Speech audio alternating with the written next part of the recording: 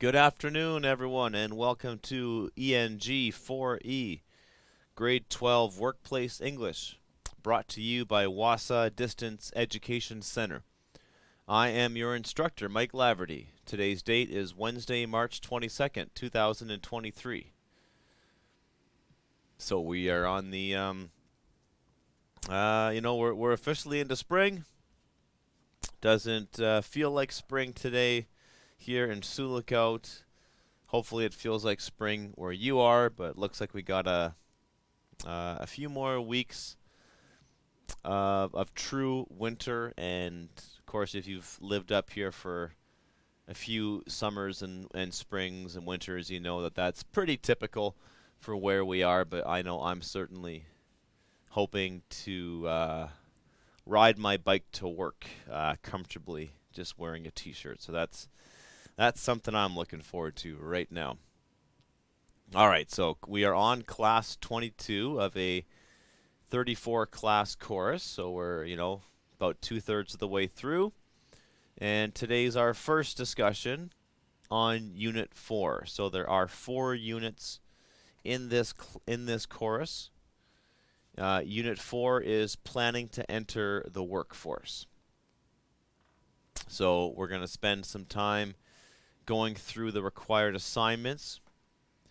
And the culminating assignment is actually worth 10% of your final grade. So we'll spend a lot of time talking about that culminating assignment from Unit 4 because it is worth quite a lot of marks. So we are in week 6 of term 2A. Last day of this term is April 14th. And graduation day is June 15th, so a very important date coming up. I will give you lots of reminders as we go through, but just keep in mind that that's probably the most important date to keep in mind. So once that date has come, then all of your coursework is wrapped up and the teachers are done for another year, and nothing you submit can be graded and put towards your your work for that year.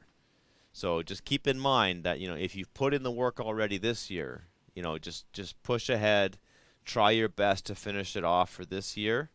That's important. You don't want that work to go to waste, because when you start fresh again in the 2023-2024 school year, you will have to resubmit your assignments, and you can't use the work you submitted in a previous school year. So keep that in mind. Reach out to myself, reach out to somebody here at WASA, and we will help guide you through your journey to getting your OSSD, your Ontario Secondary School Diploma.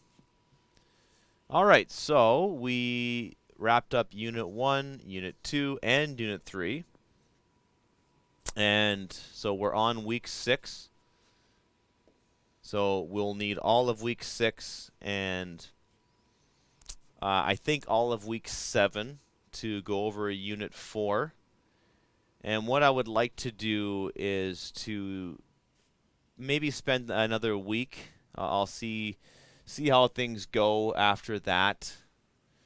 But I feel like this is my first time teaching ENG4E, and I feel like I rushed through the discussion of the novel and maybe could have spent more time on Unit 2 talking about the novel Where the Rivers Meet. So we'll come back to that, and we'll spend some time talking about the novel, which will in turn also help prepare you for the final exam. And we'll spend week 7 and 8, 8 and 9, the final 2 weeks, talking about the final exam preparation. So also want to mention that your unit assignments, they will make up 70% of your final grade. The culminating assignment from this unit, so the Unit 4 culminating, 10%. And then your final exam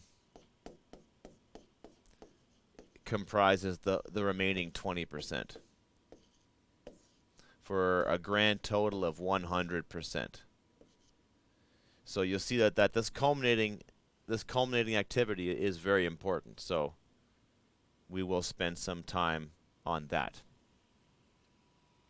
So ENG4E broadcasts every Monday, Tuesday, Wednesday, and Thursday from 2 p.m. to 2:50 p.m. Central Standard Time. If you're joining us on the radio at 91.9 FM, thanks for tuning in. Or if you're listening on Bell ExpressVu, channel 972. Please note that you can always phone the studio at our toll-free number, 1-800-465-7144, or phone us locally at 1-807-737-4017. Also, please note that phoning numbers in Sioux Lookout is changing. If you're in the region, you now have to dial the full extension of someone's phone number, whereas before you could just dial in 737-4017. Now you got to dial in 1-807-737-4017.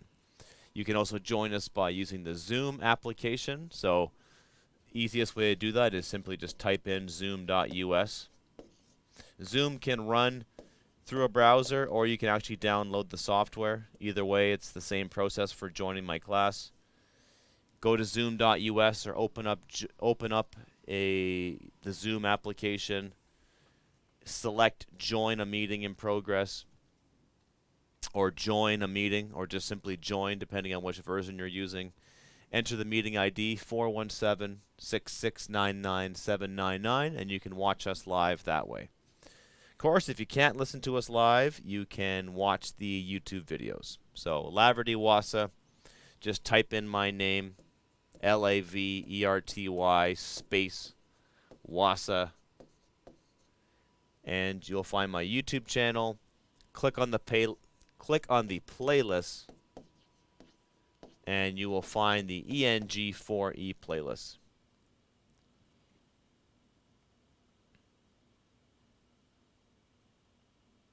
Contact me directly by email, mlaverty@nnecschools.org. Find me on Facebook, hit me up on Messenger, Laverty Wassa, and phone the Wassa building directly at 1-807-737-1488, extension 2211, or just dial 0 to get the receptionist if you don't know who to talk to.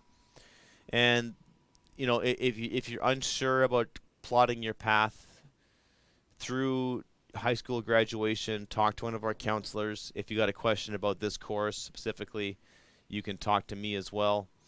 Phone us toll free at 1-800-667-3703. So just a friendly reminder, if you've been taking this course for about 5.5 weeks, you should have made contact with your teacher. That's myself. Read the study guide, units 1, 2, and 3. Read the novel, Where the Rivers Meet. You should have all the assignments in the first 2 units, 1 and 2, completed, and you should be working on your Unit 3 assignments and hopefully just about ready to start working on your Unit 4 assignments. All right, today's lesson, we'll look at the article of the day. So as you recall, on the 3rd day of the week, so on our Wednesday class, I like to do an article of the day. I like to pick a real-world article that's been published and try and tie it in with our theme of the day or whatever assignments we happen to be talking about. In this case, we're talking about key questions 37 and 38 from Unit 4, which have to do with job application forms and writing cover letters. Your learning goals are to learn about job application forms and cover letters, and to take stock of your professional experience in learning. So that's what I'd like you to do today. So just become familiar with these business communication tools, the cover letter and the application form, and to also take stock of your personal experiences and your learning and all the things that make you a good candidate for a job, whatever job that may be, right? So these application forms and cover letters are about communicating who you are to an employer, letting them know who you are, what you've done, and if you've done the job correctly, why they should hire you, why they should be interested, why they should consider you for the job, right? And your success criteria to know that you've been successful is to apply your understanding of job application forms and cover letters, in addition to listing your previous experience, your learning, your skills, your interests, etc., to complete key questions 37 and 38. So that's what we're working on here. You're going to apply your understanding of these communication forms, and in combination with your own experiences in life, to complete key question 37 and 38. But before we do that, let's delve into our article of the day. It's 9 ways to love your job again, plus how to make your cover letter stand out, which was a special to the Globe and Mail published January 18th, 2023. Is a photograph of a woman with her hands underneath her chin, staring at a laptop, and the caption reads, "If you've been in your job for 2 years or longer, you may find day-to-day tasks tedious and repetitive." So it's a 2-part article. It's like how to love your job again, how to find meaning in the job you have, and maybe if it's time to move on, then how to prepare a cover letter to help your search for a new job. That's why that article was published. So there's our headline, 9 ways to love your job again, plus how to make your cover letter stand out. So I just like to do a little review talking about the 9 parts of speech. So I'm hoping that by taking this course, you'll take away a lot of useful insights into business communication and workplace communication. And I'm hoping that your abilities to read and write will be improved. And one way to do that is to have a rock-solid understanding of the 9 parts of speech. So the first part of the headline reads, 9 ways to love your job again. So the first word, 9, is an adjective that modifies the noun ways. So so adjectives are modifying words that tell us, in this case, how many of something there are. It also relies upon the 5 senses, what something looks like, what it tastes like, what it smells like, what it feels like, what it sounds like. So the noun adjective combo here is 9 ways. 9 ways to. To is a preposition. Prepositions are relationship words. They tell us where something happened. They tell us when something happened. And they tell us relationships between things.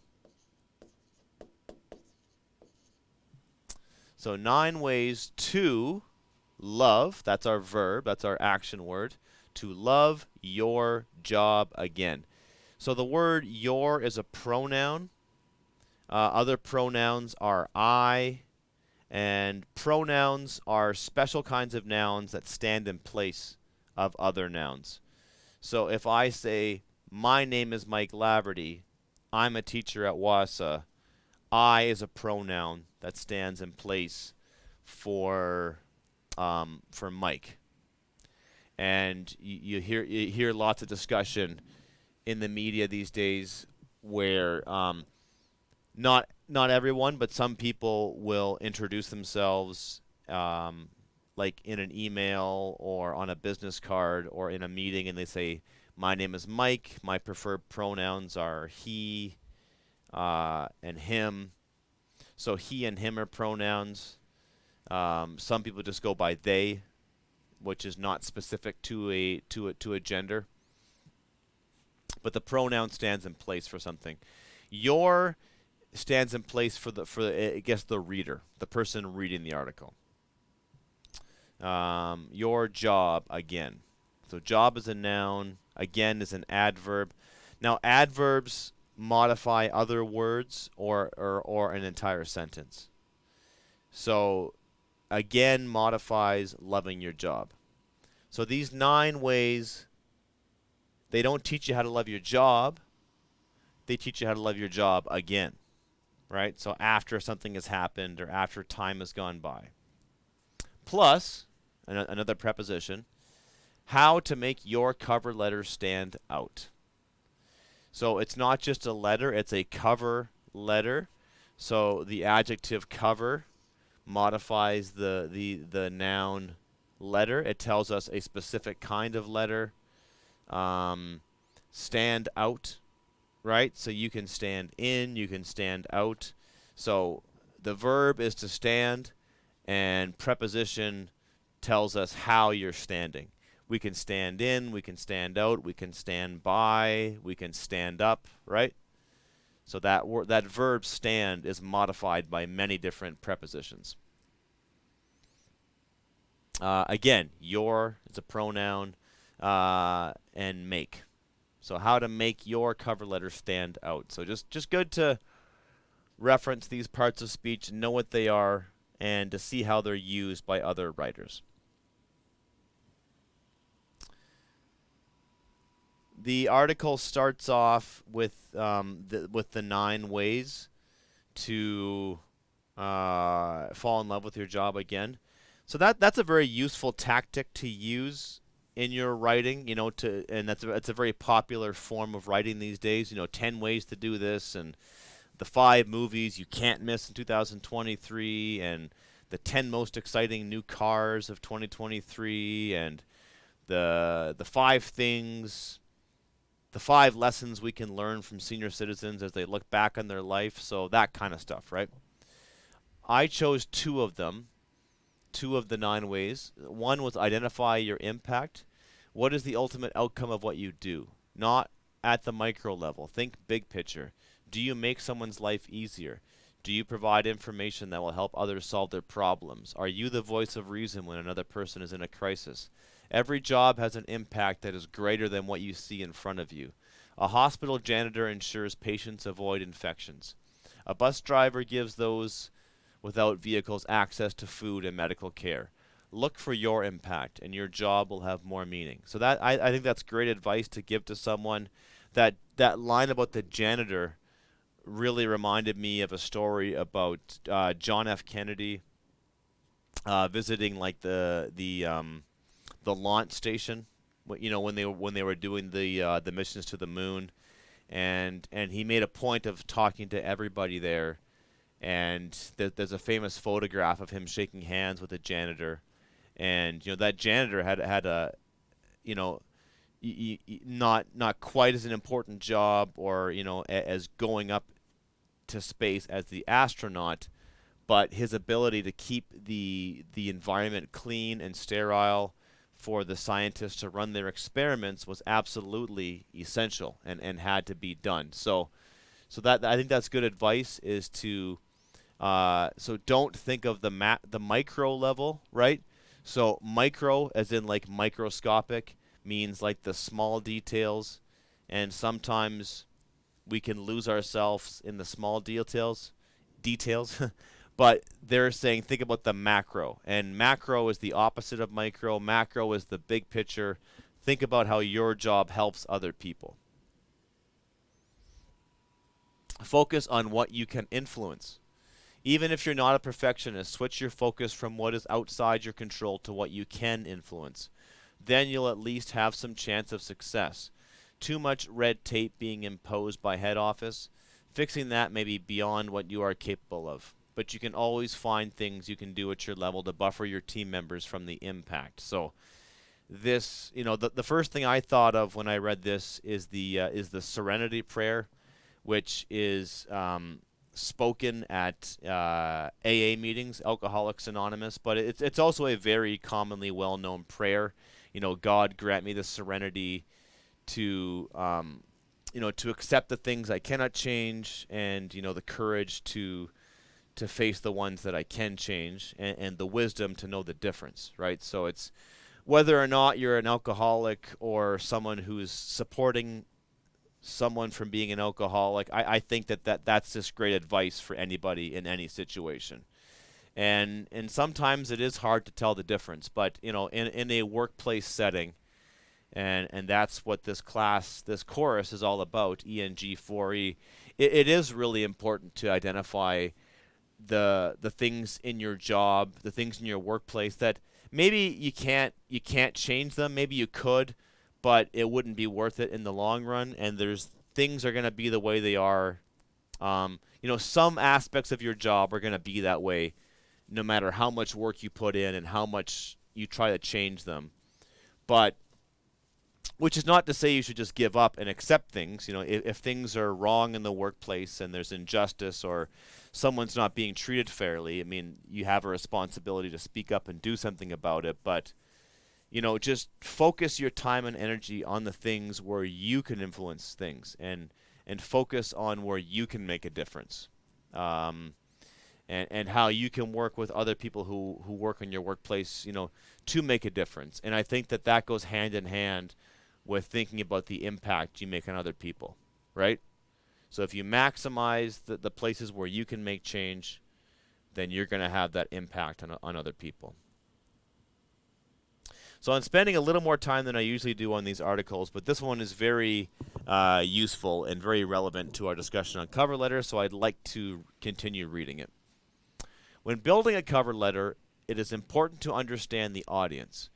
Generally speaking, when you put together a job application, there are three audiences: the applicant tracking system, or the ATS, which is software used by recruiters, the recruiter and the hiring manager, the recruiter and the hiring manager. The audience for your cover letter is typically not the ATS or the recruiter.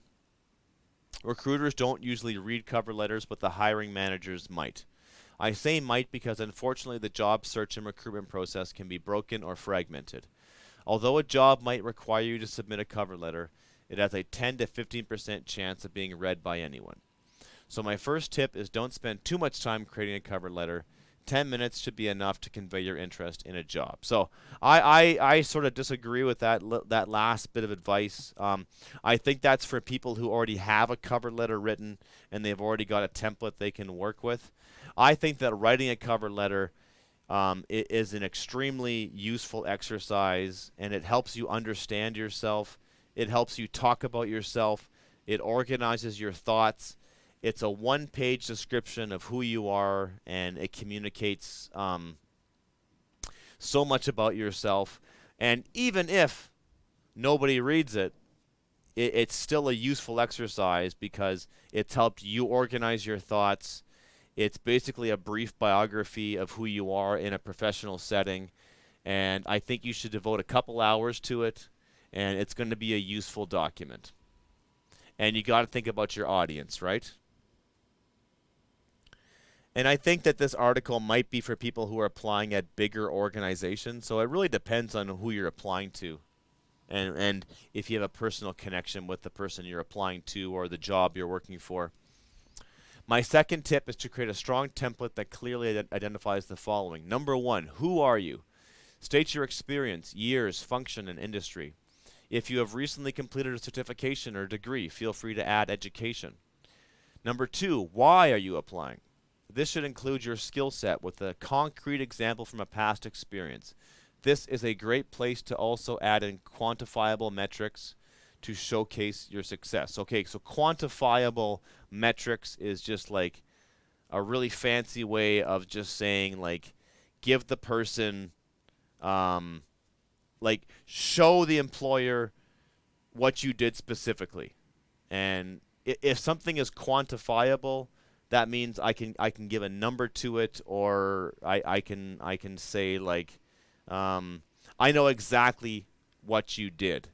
So, be specific are two words of advice that I constantly give to people when I'm teaching English courses. Be specific, be concrete. It's really good advice for when you write a cover letter or when you're filling out a job application. Tell someone a specific thing that you did and how it helped an employer, because that is what employers want to see. They want to know that you're a problem solver, not someone that will generate problems for them, right? So that's probably the most bluntest way I can think about it. I've interviewed lots of people. I have done lots of job interviews. I have written lots of interview questions. And I've been on both sides of it. But that's the feeling I want to get from someone when I hire them. I want to hire you because you're going to fix things. You're going to solve problems. You're going to just fit right in and get things done. And on the opposite end of that spectrum, when I'm interviewing someone, I often get the sense where you're going to cause me problems. You're going to be the source of frustration. You are not going to fit in with other people, right?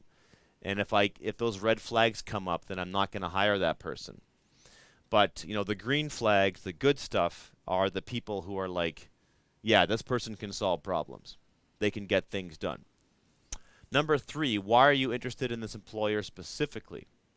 Right? So, and they mentioned talking about websites like LinkedIn and going to the company's profile on LinkedIn to see what they care about and find the reasons why you want to help them.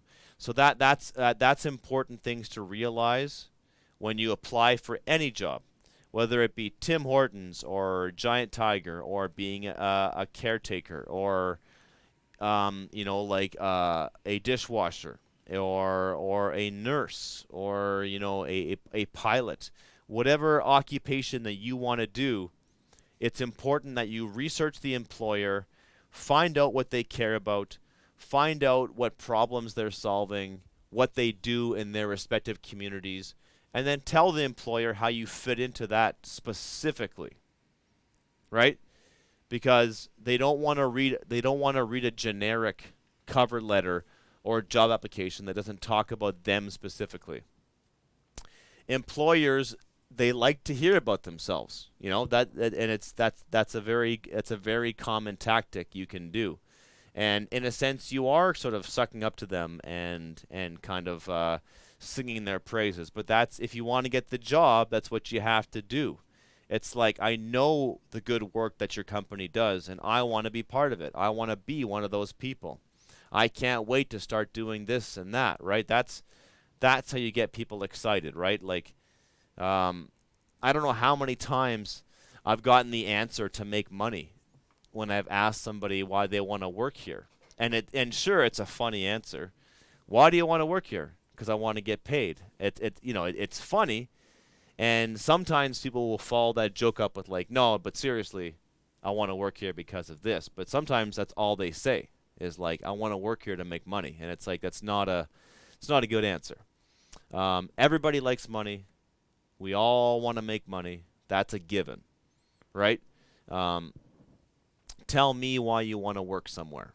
And if you can be specific, it shows that you put the time in and you actually care and you're genuine, right? That's very important, right?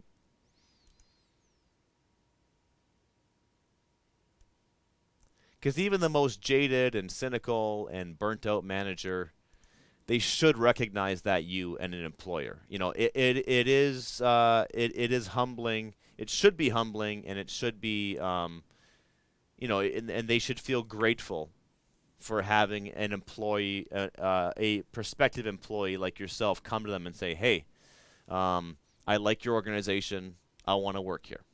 I want to be part of all of this."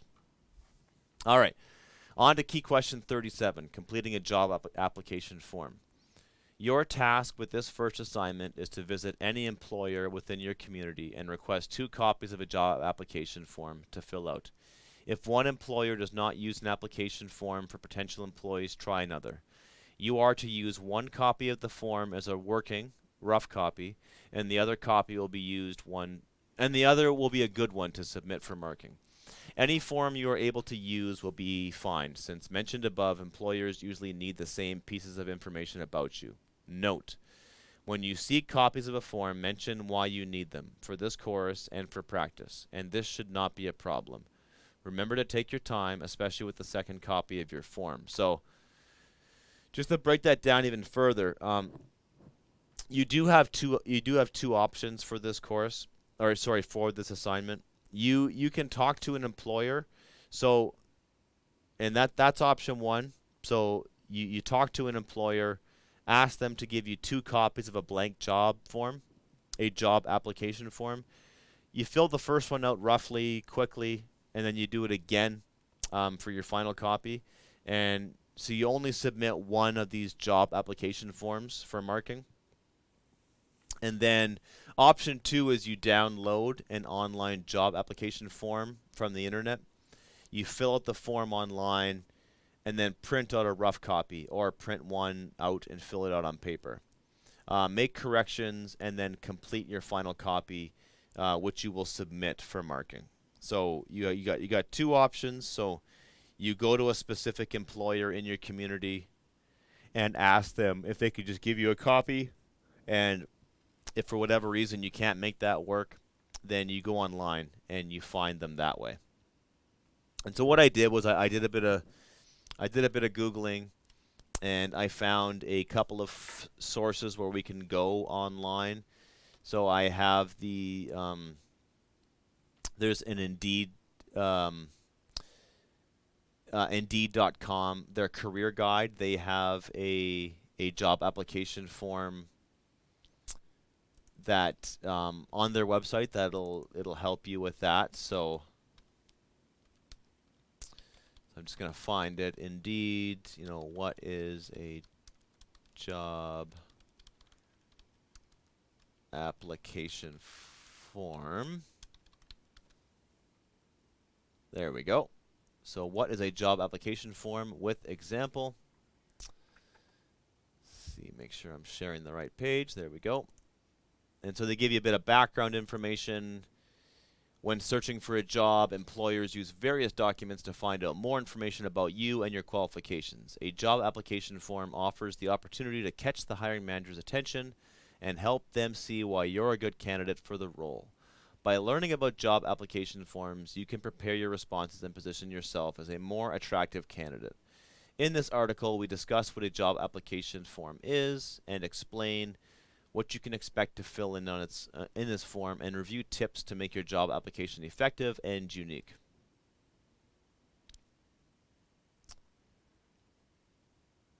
All right, and they do mention that a job application form is typically like the first step that an employer will take. Some websites or some employers will just have the form on their website that you fill out, and if they like what they see, then you get bumped up to the next phase of the hiring process. So it's used to screen out candidates, and by screen out they mean just they don't want to deal with people who don't have the qualifications, and that's just they don't want to waste time interviewing someone that just doesn't even have the qualifications. So you have to just let them know who you are, when you're available to start, things like that. So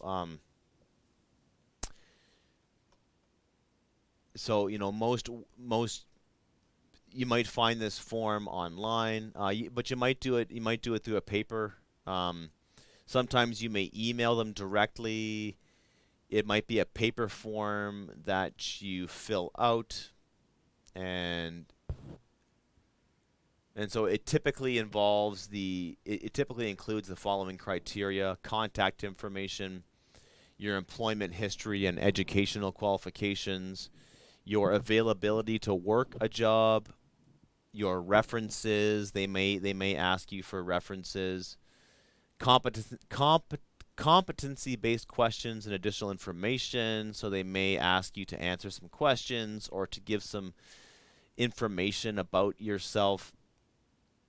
Here's some tips to make your job application form stand out.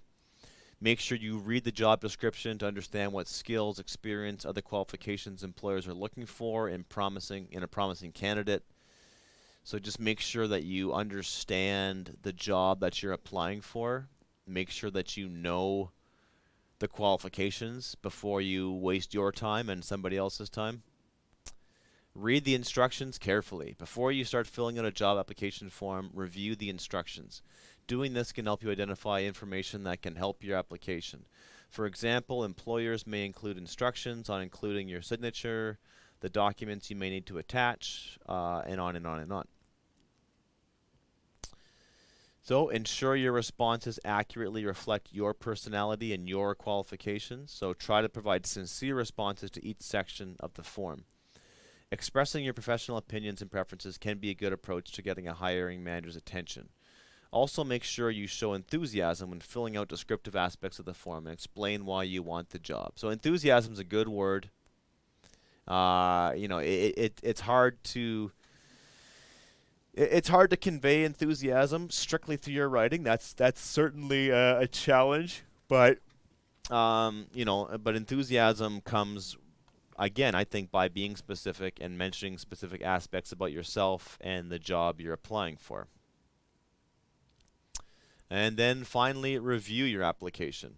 Read every section of your application to catch grammar and spelling errors. If you're not filling the form in person, you can ask a friend, family, or member to have a look for you.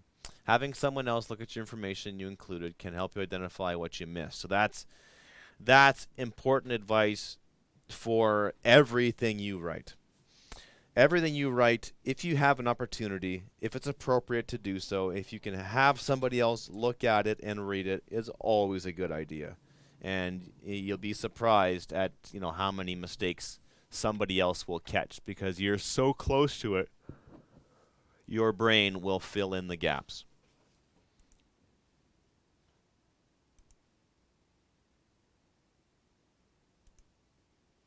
All right, so if we go back to our lesson here, I also found on this website eForms, so eforms.com/employee/application.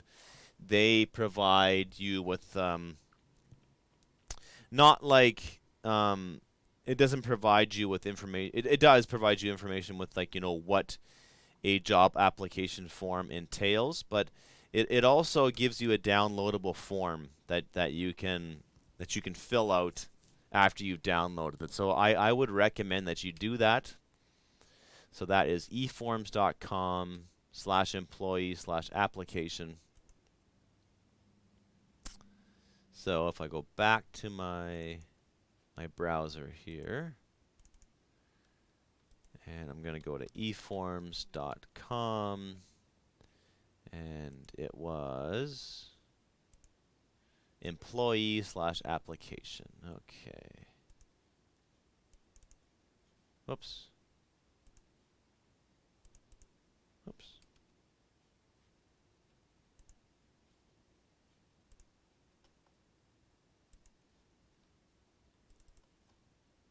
It's not letting me. There we go.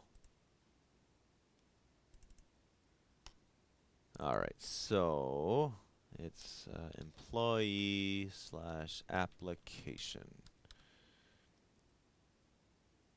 All right, so we have two job application forms. We have simple and we have comprehensive. So let's have a look at this comprehensive one.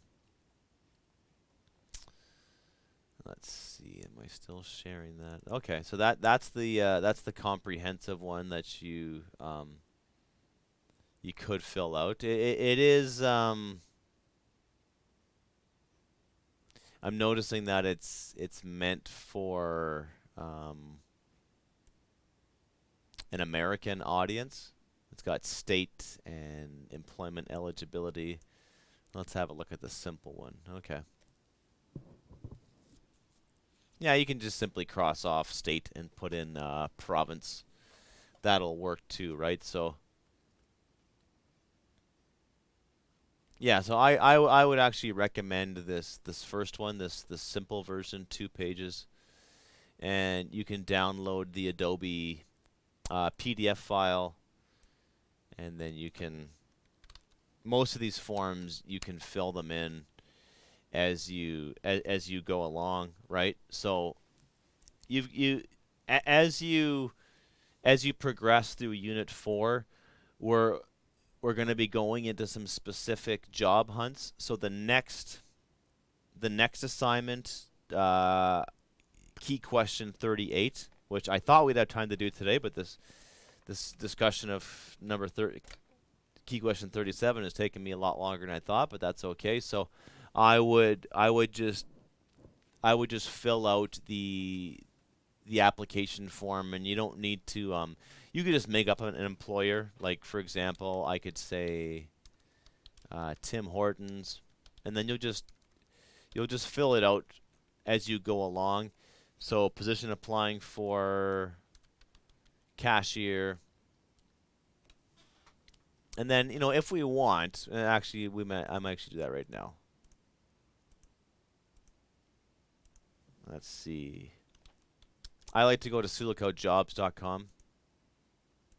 That's the local job board site for people who live in Sioux Lookout and the Sioux Lookout area. So if I go to this website, sulakaujobs.com, which is just one example, I can go to current jobs. So you can just make up something for this, or you can actually find a specific job if you want to include in your application, in your job application form. So we've got a case aid worker, a kinesiologist, a support worker, an athletic director with Northern Anishinaabe Education Council, my employer, youth mental health counselor, communications manager, housekeeping aide, victim witness liaison, human resources supervisor, finance assistant, van driver. Yeah, so let's have a look at this one, this Kenora District Service Board. So it's full-time, it's in Dryden. Here's your responsibilities. You need to possess and maintain a valid G or F driver's license. So, yeah, so maybe I could apply for that job. And I could go back to my form here. So what I would recommend you do is once you have this form, I would suggest that you download it. You can download it and then save it to your desktop.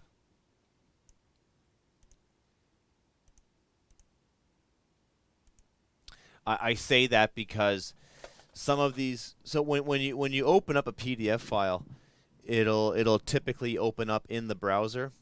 So I'm using the browser Chrome right now, and when you open up a PDF file, the browser will typically open up that PDF file in a new window, and then you can in this case I could start typing things in right away. I could start typing in my information in right away, but if I close that browser down or if my computer glitches out, all that information is going to be lost. So it's a good practice to download the document, open up on your desktop, and then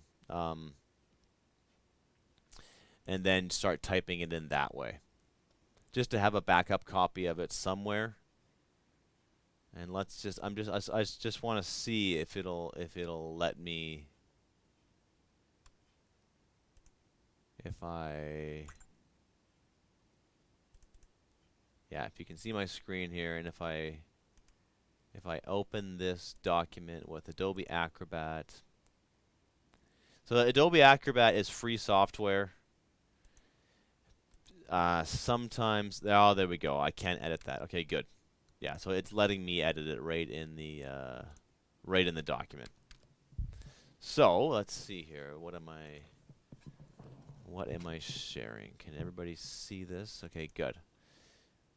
So let's just say the Kenora District Service Board, KDSB, and I'm applying to be a driver. And then you're just filling this form out as best you can. You're paying attention to how they've done it. So they've said name, and if I typed in Michael Laverty, that'd be wrong because they want Laverty, Michael, Andrew. You'd fill out your address, 123 Fake Street. But you don't have to put your actual address for this if you're uncomfortable releasing your address.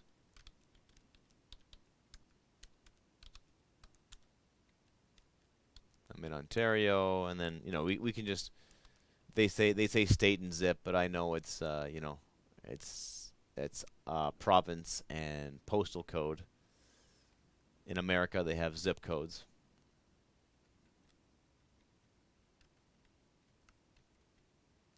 And then, your home number, your business telephone number, your cell number, date you can start work, your salary desired. Do you have a high school diploma or GED? You just if it's yes, put yes. If it's no, put no. Position information. It's the full-time job. Oops. Interesting. Yeah, sometimes these forms aren't the greatest. I can see that I can only put in I can't put in days. I can put in evenings. Doesn't let me pick that. So if the form is giving you problems, maybe you just want to print it off and then do it that way. So just do whatever way works best for you. Like I mentioned, you can talk to an employer and get the paper copy from them. Who knows? They might send you an email version, right? Depending on what the application does. So just find a paper form and fill it out. Or you can use this form that I found, or you can find another one online. But just find some blank application form online or from an employer that you can fill out with your important details, right? So, yeah, I'm just noticing this one is for Americans, but you just fill it in the best you can. Qualifications, the school you attended, the degree you earned, or if it's not a degree, you can put other applications in there, or other qualifications in there. Skills that you have. One thing about this, and we'll talk about this when it comes time to doing the resume and your cover letter. List things that are skills, right? So don't, it has to be a skill, right? It's something that you're good at doing. It's something that you've acquired expertise in. So just make sure you're talking about a skill. So leadership is a skill.